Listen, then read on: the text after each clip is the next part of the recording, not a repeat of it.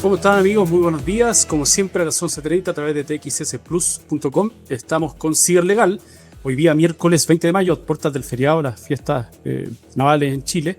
Y vamos a hablar de un tema que es muy importante y relevante a propósito de las tradiciones, que es la encrucijada de la empresa familiar. Ahí está entre el crecer o padecer. Así lo titulé la columna el día lunes de LinkedIn, porque esto es algo que se desarrolla, tiene una vida que es más o menos conocida y natural, así como el crecimiento del ser humano. La empresa pasa por los mismos ciclos. La diferencia es que llega un punto, un momento en donde, al igual que uno individualmente quiere subir a un nivel distinto, ya sea por ejemplo de la preparación física, la preparación intelectual, tiene que ir cruzando barreras y desafíos que cada vez se hacen más difíciles, saltar a este nuevo nivel en el cual uno estaba. Entonces, a propósito de esto, la empresa familiar en algún momento tiene que adoptar decisiones, y esas decisiones tienen que dejar de depender de, en este caso, la familia, el dueño. Ustedes saben, y quienes están en directorios de empresas familiares, cuando uno llega al directorio el día martes, el día jueves de esa semana o ese mes en que toca asistir a las reuniones de directorio, nos encontramos en que en las reuniones muchas veces parten, como lo comentamos en el asado familiar, que los accionistas tienen este doble sombrero en donde también son directores y llevan un poco con las decisiones tomadas. Entonces piden la aprobación, se resulta la aprobación, y en este caso lo que vamos a hablar obviamente de un proyecto de tecnología, inteligencia artificial, algún tema ligado a las finanzas, algún tipo de producto que eficiente la actuación comercial, y se produce un silencio incómodo de los directores dependientes y si hay algún independiente, y se aprueba el proyecto. Y ese silencio en particular es en lo cual me quiero detener, porque ahí está la encrucijada.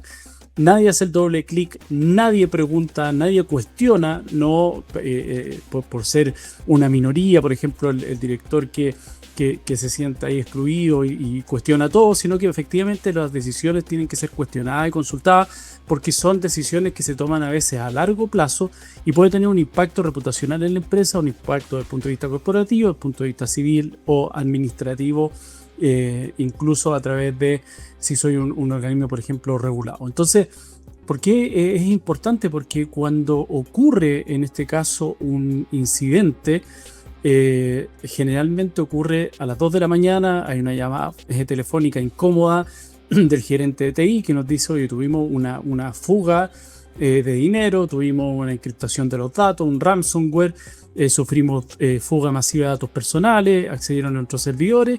Y ahí viene el problema. ¿Por qué? Porque todos los directores que estaban en contra o que simplemente agacharon, como se dice en Chile, el moño, agacharon la cabeza y dijeron: bueno, si el director, que además es accionista de la compañía mayoritario, nos pide aprobar el proyecto y esto se ve, de acuerdo a la PPT que nos mostraron, se ve más o menos decente, ¿quién soy yo para cuestionarlo? Bueno, ahí está precisamente el deber suyo como director en ejercer su derecho a opinar, y en caso de que usted no esté de acuerdo, también a formular su posición por escrita. Entonces, al menos en Chile funciona de esa forma, somos más legalistas y más apegados al tema de la estructura. Entonces, ahí es donde surge este problema. Antes el problema uno lo veía a largo plazo. Me pasó un montón de veces que uno creaba una empresa, desde el punto de vista de la creación de una empresa pequeña, y uno les decía: mira, ustedes necesitan un contador, eventualmente un auditor para ejercer la planificación de los tributos, cómo van a distribuir las utilidades, además obviamente un abogado para que pueda revisar los contratos y una serie de cosas que son del día a día de la empresa. Y no, es que yo tengo un primo, es que tengo un amigo, es que todavía no es necesario.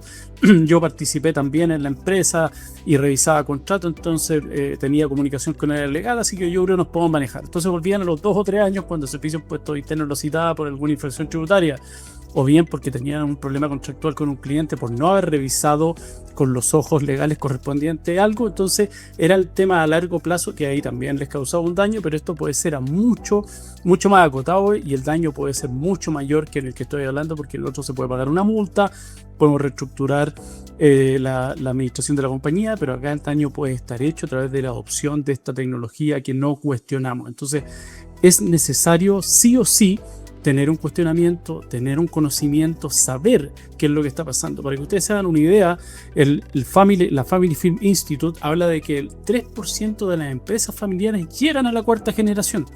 Es decir, se pierde en el camino. ¿Por qué? Porque esta crisis implica un crecimiento. Ese es un poco el sinónimo de la crisis. Ese traje que ya me resultaba cómodo, hoy día ya no lo es tanto y necesito cambiarle el traje por uno más profesional, en donde las decisiones sean adoptadas de manera no solamente racional, sino que además con conocimiento de cuál es el impacto que puede tener dentro de la compañía, como sociedad, en mis trabajadores, en mis clientes, para poder tener una compañía que sea sana y pueda seguir creciendo a través de esta profesionalización que es siempre necesaria. Con esto nos vamos a ir al corte con el grupo The Who, un clásico del año 71, Won't Get Fooled Again, que un poco habla de eso. No quiero seguir que me sigan engañando nuevamente a través de un loop infinito. Así que nos vemos al corte, a la vuelta seguimos con este tema.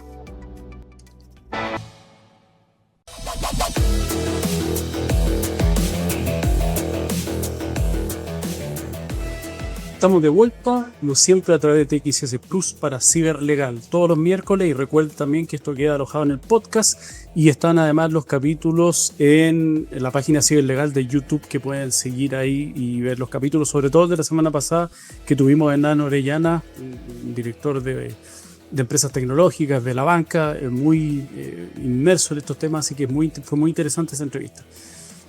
Para quienes se suman, estamos hablando ahora de la encrucijada que sufre la empresa familiar entre este crecer o perecer, que no es que ellos se lo planteen, sino que es algo que les plantea precisamente el crecimiento no solamente del nivel comercial o del pedazo de la torta que tengan en el mercado de la compañía, sino que es precisamente la tecnología hoy día que lo hace. Yo asesoro en la empresa, por ejemplo, que se dedica al tema de software, y lo vi a propósito de la pandemia, en donde salió, por ejemplo, la ley del teletrabajo y algunas certificaciones de la Dirección del Trabajo en materia de control de asistencia, en donde se requería, para poder trabajar válidamente, estar debidamente certificado y aprobado por la ADT, y las empresas más pesadas que llevan mucho tiempo en el mercado tuvieron ahí un problema en adecuarse a esta normativa, y en cambio los software más pequeños, con 2 o 3 personas que estaban participando en el desarrollo y creación del software, pudieron apurar este proceso, certificarse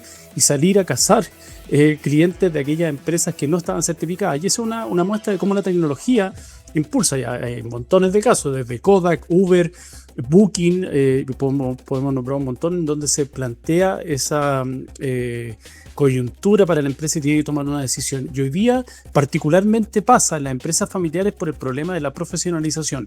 Antes, en un mundo distinto, en donde el conocimiento del mercado, los productos eran mucho más limitados, quien viajaba a China, había gente que podía ir a China e importar directamente, eran muy pocos, y en empresas mucho más grandes que abordaban mayores cuotas de mercado. Hoy día está todo en la palma de la mano, literalmente, con internet. La venta de productos se ha masificado y además han reducido enormemente los costos. Entonces eso hace que hoy día las empresas familiares no tengan la misma dinámica de actuación, deben adecuarse a estos tiempos, y esa profesionalización en materia corporativa además hoy día va acompañada del ámbito tecnológico, y eso es lo que estamos hablando hoy día particularmente, porque, como les señalaba, el problema viene dado en el caso de que yo tenga un incidente respecto de una aprobación de un proyecto de ciberseguridad interno, de un proyecto de datos personales, o como todo hoy día lo están haciendo, de inteligencia artificial. Es que cuando ocurre un problema, hoy día ya no es un tema de discusión desde el punto de vista corporativo solamente, sino que hay normativa que rige a la empresa familiar que está inmersa dentro de esta sociedad. Particularmente, lo hemos dicho otras veces, esta ley marco de ciberseguridad obliga a generar reportes a ciertas empresas. Está la ley, que es la más grave a mi entender, aparte del tema de la libre competencia, está la ley de delito económico, y como dice obviamente su nombre, habla de delitos, y esto es bueno que ustedes lo entiendan, porque nuestro público sabemos que es más bien desde el punto de vista de la tecnología, pero cuando yo persigo a alguien penalmente, cuando ustedes escuchan que alguien comete un delito, lo que se persigue es la responsabilidad del sujeto, de la persona natural que está dentro de la compañía y cometió un delito, por ejemplo. Defraudó, administración fraudulenta, apropiación indebida, es lo que uno ve en las noticias, que fue a la audiencia, lo formalizaron y quedó en prisión preventiva. Pues bien, la ley de delito económico lo que hace precisamente es perseguir además la responsabilidad de la persona jurídica en cuanto tal. Impone multas que son muy altas, pero además puede llevar a la muerte de la persona jurídica precisamente porque era el medio a través del cual, sin los controles de rigor, que en este caso, por ejemplo, un compliance, se cometieron los delitos y se permitió que esta estructura fuera usada para la comisión de delitos. Entonces, eso es lo grave de la ley de delito económico. Hoy día además es muy transversal. Partió con 4 delitos en particular: el tema de financiamiento del terrorismo, delitos medioambientales, que eran más bien acotados. Hoy día la gama de incorporación que realizó la última modificación, particularmente, que ya está vigente, habla del tema de la ley de delito informático, y ahí podemos caer todas las empresas. Y hoy día va a entrar en vigencia ya el 1 de diciembre el compliance directamente de datos personales, y eso también puede tener consecuencias en el caso de que a través de un ciberdelito me roben los datos personales. Entonces, no solamente hoy día es una discusión desde el punto de vista de la adopción de políticas comerciales, sino que va a tener un impacto directo la normativa legal, la ley de datos personales, como le digo, y la ley de delito informático, aparte de la de delitos económicos, que le insisto, a mi entender, es la más grave. Y también está la ley de libre competencia. En casos de colusión y en algunos casos particulares está aparejada una condena desde el punto de vista penal, no solamente multa o temas civiles. Entonces, el problema hoy día es ese. Y para poder solventar o solucionar de alguna medida esa, son 3 los movimientos que yo propongo desde el punto de vista del blindaje. Siempre hablamos de blindaje: el blindaje corporativo, el blindaje financiero, el blindaje legal, y acá hay blindaje desde el punto de vista de la estructura y la profesionalización. Lo primero, y es el más resistido porque es un tema de carácter cultural, que está tratado en la literatura, y hay ríos de tinta, como se indican muchas veces los autores respecto a este tema, en donde la separación entre la propiedad y, en este caso, la dirección es lo que cuesta. ¿Por qué? Porque ustedes encuentran en las empresas familiares de que los directores, ya sean de titulares o de facto, son los accionistas, y muchas veces el directorio, que se supone que el miembro que lleva a cabo la dirección de la compañía, y en la gerencia, que es la plana ejecutiva, el gerente general, ¿quién es? Es el dueño, el accionista mayoritario que no ha separado y tiene este doble sombrero puesto en todo momento. Entonces, lo primero es ahí en la profesionalización. El dueño muchas veces es el generador del negocio, de la idea, el que tiene los contactos comerciales, el muy buen vendedor, pero insiste, porque es un tema de que creen que es así hacerlo, que tiene que estar sentado en la toma de decisiones del día a día, en la gerencia general, en la gerencia comercial, y eso es una forma incorrecta de ver el negocio, sobre todo desde el punto de vista, como les digo, la profesionalización. Eso yo encuentro que hoy día es lo más difícil de plantear, y es el cambio más resistido, y toma un periodo de cambio porque, como les digo, es un aprender y un desaprender desde el punto de vista incluso de la cultura del negocio. Y el segundo es tener directores de carácter independiente, porque volvemos un poco al doble sombrero. Si los directores son los accionistas, o el hijo del dueño, o es la hermana del dueño que está sentado ahí, puede tener las competencias, pero igual hay un deber de lealtad implícito en la toma de decisiones. Es decir, el director no va a velar por la totalidad de los accionistas o por el bien de la compañía en su totalidad, que es el deber que tiene un director, sino por aquel que lo designó o aquel que le dio la instrucción. Ese director de facto, los puppets se llaman, como los títeres en cierta medida, que están manejando a este director detrás para la toma o opción de decisiones. Entonces, cuando uno llega, nuevamente cuando comenzamos el programa, la decisión donde se tomó particularmente en el asado el fin de semana, en el almuerzo el fin de semana, en donde se reunió el directorio de familiar y adoptó esta decisión y la trajo aparentemente como una presentación al directorio, pero la decisión ya estaba tomada. Y lo tercero es la matriz de riesgo, que existe una matriz de riesgo real, no algo. Me tocó ver en una oportunidad en un proceso incluso penal a propósito de un delito así de seguridad, en donde la matriz de riesgo que tenían la habían bajado derechamente de internet y se la habían copiado incluso a la competencia, y no es igual porque la matriz de riesgo es lo que yo tengo en particular. Entonces aquí también hay un delegado de protección de datos hoy día por la nueva ley. Hay temas de responsabilidad penal, como les dije, desde el punto de vista de la dirección, a propósito de la modificación de la ley de delito económico, y está ahí el artículo 41 y 42 de la ley 18.046 en relación a los deberes fiduciarios del director. Entonces, hoy día hay que ser realista también. Yo, en un proceso de profesionalización que estoy hoy día en el directorio, en donde ya todos los temas se lo toman realmente en serio y saben En un proceso hubo resistencia, después hubo un poco de temor frente a lo que habían hecho, estaban haciendo, sin tomar esta medida de seguridad y un poco de manera, como yo les digo, aplicando inteligencia artesanal, y se ríen, pero efectivamente era así. Pero hoy día ya hay la conciencia en que la adopción de procesos y la pregunta al área legal, al área de compliance, que ya está establecida dentro de esta compañía en particular, al director de finanzas, a la negociación comercial con alguien que pueda tener algún interés contrario al compliance, ya se pone en la mesa y no llegan con una decisión tomada. Y eso es importante hacerlo. Entonces, lo que le quiero decir es que no es que ustedes se sienten con la empresa familiar el día 1. Lo más probable es que lo descalifiquen desde el punto de vista de que yo sé cómo llevo mi negocio y un externo a mí no me lo va a decir, y además que toda la competencia lo hace, porque yo no lo voy a hacer. Bueno, cuando la competencia tiene un problema de prestigio reputacional, uno de sus ejecutivos es llevado a la justicia por un delito económico, ahí uno dice, bueno, el camino nuestro era un poquitito más lento, perdimos efectivamente mercado porque ellos se avivaron. Como se dice en Chile, fueron más winner, pero eso no nos deja a nosotros fuera, sino que nosotros estamos viendo, como lo he hablado algunas veces a propósito de Simon Sinek, este camino infinito, ¿cierto? Este juego infinito. El negocio no es, cuando uno habla de la mejor compañía, ¿en la mejor compañía de qué? ¿En cuanto a qué? ¿En qué momento? ¿Cuáles son los parámetros? Hoy día es un crecimiento que se va dando a diario y es una profesionalización y perfeccionamiento de los procesos internos que exige la complejidad del negocio y la complejidad del sistema normativo que sea puesto a diario. Así que los dejo ahí con la incógnita para que lo mastiquen, para que lo piensen, para que se lo pregunten, como decía un profesor mío, a la señora árabe, a la almohada en la noche, para que puedan reflexionar y tomar una decisión.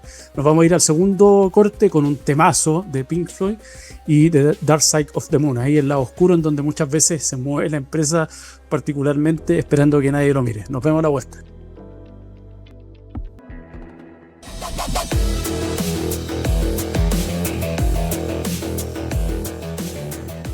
Estamos de vuelta ya para el cierre Ciberlegal, como siempre, día miércoles a las 11:30 a través de txsplus.com. Como les dije, la encrucijada de la empresa familiar es de crecer o perecer, morir en definitiva en el intento de profesionalización, o bien cuando ya es demasiado tarde. Si esto es como muchas veces como un tsunami a medianoche, un terremoto a medianoche, cuando debía haber tomado la decisión con anterioridad y la tenía aquí en la mente, en algún momento voy a profesionalizar, en algún momento tengo que hacer esto, pero en la marcha de la compañía, yo lo sé, yo he tenido empresas y asesoro directamente y participo en directorio, uno a veces no se da cuenta, una decisión que hay que tomar y no se alcanzó a ver en la tabla del día martes y queda el otro mes y tampoco se alcanzó a ver y ha pasado un trimestre y uno dice, ya, esta cuestión, vamos a partir la reunión con esto, porque si no el día a día efectivamente, aun cuando sean direcciones de dirección, derechamente, estas decisiones no de administración o de gestión del día a día, cuesta tomarla y el empresario vive en ese loop infinito de estar consumido por el tiempo. Es por eso que en algún momento tiene que hacer la pausa. Esto es como ir al médico a hacerse un chequeo y antes de que te dé el infarto derechamente y tengas un problema mayor. Entonces, las decisiones las dijimos en cierta medida. Separar primero la matriz del dueño corporativo de la dirección. Establecer un directorio profesionalizado, puede participar obviamente y sobre todo en un comienzo, mientras se hace esta entrega, este desprendimiento de su hijo particularmente, y como es la compañía de su bebé, tiene que participar en ese proceso de profesionalización, estar al tanto de las decisiones para que tenga la tranquilidad de que están haciendo las cosas bien. El segundo es tener efectivamente un director que tenga la calidad independiente, ideal es que sea un director profesionalizado, que tenga las certificaciones y acreditaciones de rigor, que aporte a la compañía lo que nosotros necesitamos en ese punto, y ese desde el punto de vista finanzas, desde el punto de vista corporativo, desde el punto de vista gestión, que es lo que requiere en particular una profesionalización e independencia de los dueños de la compañía. Es decir, que si hay una decisión que es profesional desde el punto de vista que se debe tomar por ese lado y no desde el punto de vista de que siempre hemos hecho las cosas así, él tenga el derecho a oponerse efectivamente y no sea cuestionado y tampoco sea despedido. Y tercero, como les dije, que tengamos una matriz de riesgo adecuada, que sepamos cuáles son los riesgos. El riesgo no se elimina, eso tiene que tenerlo claro. Lo que se hace con el riesgo es gestionarlo.